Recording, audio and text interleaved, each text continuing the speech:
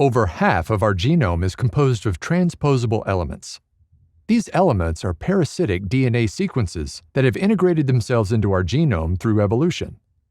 While some have been silenced to maintain genome integrity, others play active roles in gene regulation. This delicate balance affects not only our genome, but also our immunity, aging, and the onset of diseases such as cancer. How our body strikes this balance, however, remains something of a mystery. Part of the problem lies in the sheer number and highly repetitive nature of transposable elements, which pose technical challenges in the lab.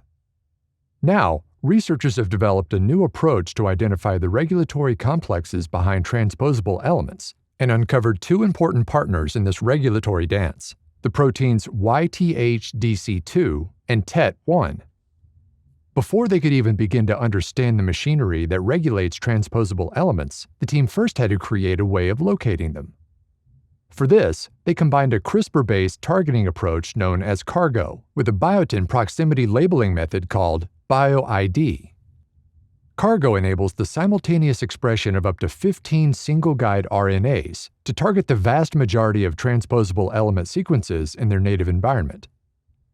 Meanwhile, the BioID component, which is a biotin ligase called TurboID, targets proteins near the transposable element sequences to which cargo is directed and adds biotin to these proteins so they can be identified by proteomic approaches. This approach led the team to the proteins YTH-DC2 and TET1. These proteins were found to create crosstalk between two types of modifications: RNA M6A methylation and DNA CpG methylation. In human embryonic stem cells, the researchers found that YTH-DC2, a protein that reads the RNA M6A modification, interacts with the M6A modified RNA transcripts derived from transposable elements. This interaction then recruits TET1, which removes DNA CpG methylation. RNA M6A methylation is a modification that occurs on RNA molecules and is considered the most abundant modification in our genetic material. More importantly, it has the power to regulate RNA stability and protein translation from RNAs.